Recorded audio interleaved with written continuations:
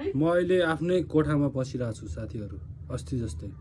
ल साथीहरू, अब चाहिँ म कलेज जान्छु र कलेज गएर सरस्वती माताको दर्शन गर्छु।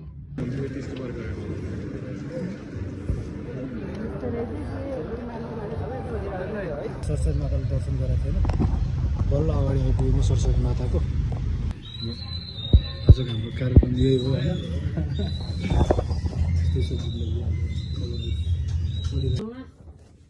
म अहिले आफ्नै कोठामा बसिरहेको छु साथीहरू, अस्ति जस्तै। भर्खर मैले मेरो मोबाइलमा 11:11 देखेँ। त्यो भनेको चाहिँ के हो भन्दाखेरि एउटा ब्रह्माण्डले पठाएको सङ्केत हो। र आज सरस्वती पूजा पनि हो।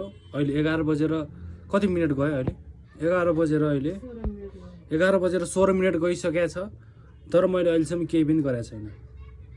म ढिलो उठेर आएको हो, अनि भर्खर एकछिन अगाडि कफी खाएको हो। त्यो बाहेक मैले केही पनि गरेको छैन। आज कर्म मन्दिर पनि गएको छैन। आज सरस्वती पूजा हो, म कहीँ कुनै पनि मन्दिर गएको छैन होइन। अब म धेरै भइसक्यो, अब अति भइसक्यो यसरी म यसरी बसिराखेको होइन। अब म उठ्छु होइन, मलाई सङ्केतहरू आइसकेको छ होइन। म यहाँ कोठामा, मम्मी पनि त्यहाँ यहीँ बसिरहेको छ। म मोबाइल चलाउनु भए केही पनि काम गर्दैन होइन। अब मेरो भिडियोहरू सुरु हुँदैछ बिस्तारै साथीहरू। अब म आज कलेज जान्छु र त्यहाँ सरस्वती माताको दर्शन गर्छु। मलाई ज्ञानको कमी छ, म अज्ञानी छु। त्यही भएर म अब माताको दर्शन गरेर ज्ञान प्राप्त गर्न चाहन्छु। अब म जान्छु साथीहरू। ल साथीहरू, अब चाहिँ म कलेज जान्छु र कलेज गएर सरस्वती माताको दर्शन गर्छु होइन। अब किन भन्दाखेरि आज सरस्वती पूजा हो, म विद्यार्थी हुँ। त्यसैले विद्यार्थीहरूले चाहिँ माताको दर्शन गर्नुपर्छ, धर्म कर्म गर्नुपर्छ, अनि मात्रै जीवनमा सफल हुन सकिन्छ। ल लेट्स गो है साथीहरू, मसँग अब दर्शन गर्न।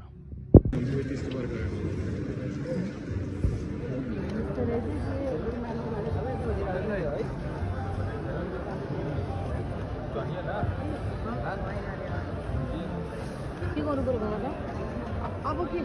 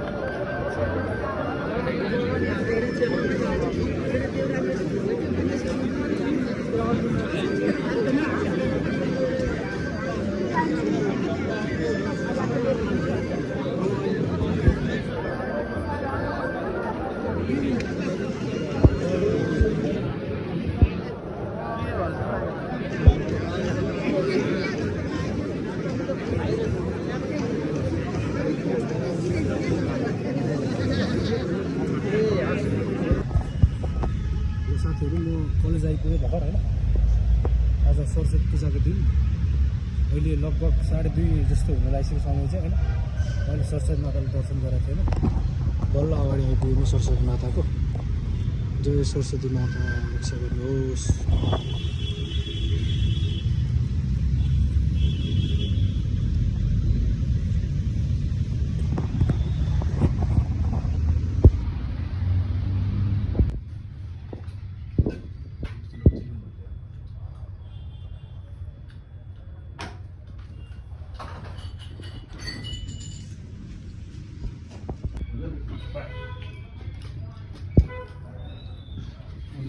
कार्यक्रम